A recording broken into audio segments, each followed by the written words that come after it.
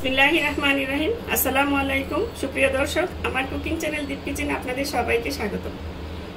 এই প্রচন্ড রোদে মন চায় কিছু ঠান্ডা ঠান্ডা খেতে, তখন যদি বাইরে থেকে এসে এরকম একটু মটকা কুলফিগুলো খাওয়া যায়, পুরো মন প্রাণ আপনার একদম ঠান্ডা হয়ে যাবে। খুবই ভালো লাগে বাইরে থেকে গরমের মধ্যে ঠান্ডা ঠান্ডা এগুলো খেতে। তাই আজকে আমি আপনাদের একদম সহজ উপায়ে বানিয়ে দেখাবো মটকা কুলফির রেসিপি। চলুন তাহলে কথা না বাড়িয়ে রেসিপিটা শুরু করা যাক। কুলফিটা বানানোর জন্য এখানে আমি একটা মিক্সার গ্রাইন্ডার নিয়েছি। এখানে প্রথমে দিয়ে দিব হাফ কাপ চিনি, আর দিয়ে দিব এখানে 2 টেবিল চামচ গুঁড়া দুধ, আর দিব এই 3টা এলাচ, আর দিয়ে দিব এখানে এই যে কাঠবাদাম।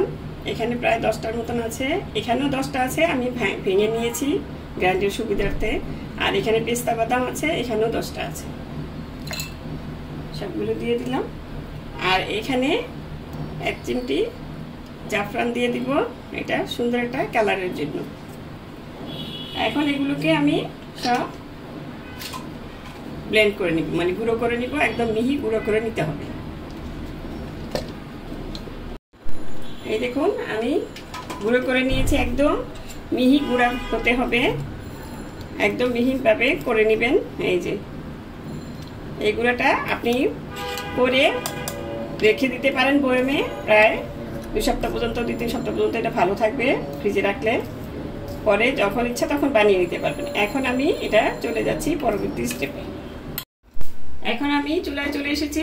এখানে মেজারমেন্ট কাপের 2 কাপ, এই কাপ দিয়ে 2 কাপ দুধ মেপে নিয়েছি আমি। এখন এখানে দিয়ে দিচ্ছি আরো 2 টেবিল চামচ গুঁড়া দুধ। এটা দিতেও পারেন, নাও দিতে পারেন, যেহেতু আমি ওই মিক্সারের সাথে দিয়েছি, মিক্স বাদাম দুধ চিনির মিশ্রণের সাথে দিয়েছি দুধ, দিলে ভালো হয় আর একটু স্বাদটা বেড়ে যায়। এখন আমি এখানে দিয়ে দিব সেই গ্রাইন্ড করা মিক্সারটা, দিয়ে সাথে সাথে নেড়ে নিতে হবে, নইলে কিন্তু লেগে যাবে। পুরোটাই দিয়ে দিলাম, দিয়ে ভালো মতন এটা নেড়ে চেড়ে বলক আনিয়ে নিতে হবে। বলক আসলে প্রায় 4-5 মিনিট জাল দিয়ে নিতে হবে। এখন আমি এটা বলক আসলে আরো 4-5 মিনিট জাল করে নিচ্ছি। আমি বলক আসার পর প্রায় 5 মিনিটের মতন আরো জাল করে নিয়েছি। এই দেখুন মিশ্রণটা ঘন হয়ে গেছে। এর চেয়ে আর বেশি ঘন করব না, কারণ ঠান্ডা হলে আরো ঘন হয়ে যাবে। এখন আমি এখানে একটু কালারটা ভালো আসার জন্য ইয়েলো ফুড কালার দিয়ে দিচ্ছি। আপনারা দিতেও পারেন, নাও দিতে পারেন, এটা জাস্ট সৌন্দর্যের জন্য।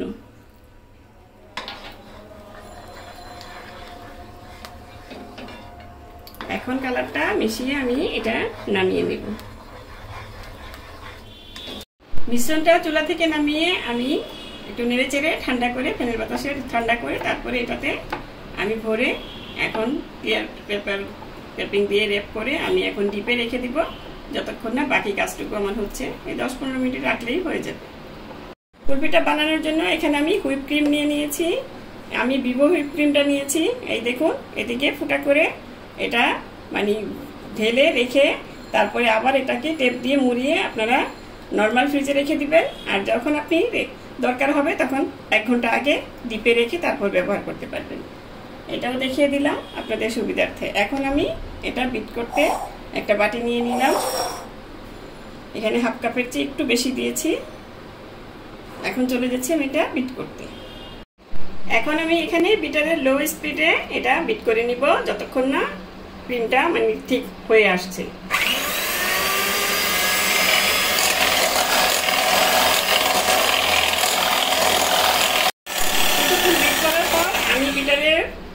স্পিডটা কমিয়ে তারপর এই যে সাইডে যেগুলি আছে এগুলি সব মাঝখানে এনে দিয়ে দেব, যাতে সুন্দর মতো বিটটা হয়। এভাবে করবেন, নইলে কিন্তু আবার সাইডের গুলি হবে না। এখন আবার কিছুক্ষণ বিট করে নিচ্ছি।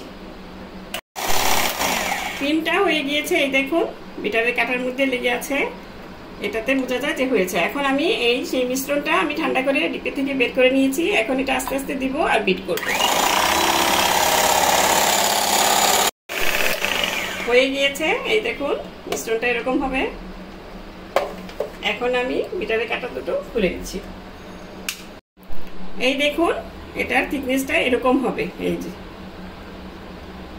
এর চেয়ে বেশি ঘন করবেন না। এখন এটা আমি রেখে দিচ্ছি একটা সাইডে। আজকের কুলফিগুলি সেট করার জন্য আমি এখানে ছোট ছোট মটকা নিয়ে নিয়েছি। এগুলো দোকান থেকে কিনে আনার পর ভালো করে ধুয়ে তারপরে আমি একটু শুকিয়ে নিয়েছি। এখন এখানে আমি মিশ্রণগুলো দিয়ে দিচ্ছি। এভাবে দিয়ে সবগুলো ভরে নেবেন। এভাবে দিয়ে তারপরে একটু ট্যাপ করে দিচ্ছি যাতে ভালো মতন সেট হয়ে যায়। কুলফিগুলি সব আমি মটকাতে ভরে নিয়েছি। এই দেখুন এখন এখানে একটু স্যাফরন দিয়ে দিয়েছি দেখার সৌন্দর্যের জন্য। আর দিচ্ছি এটা কেকের সুইট বল। এগুলো দেখার সৌন্দর্যের জন্য আপনারা দিতেও পারেন, নাও দিতে পারেন। আবার কেউ চাইলে বাদাম কুচিও দিতে পারেন, দেখতে সুন্দর লাগে।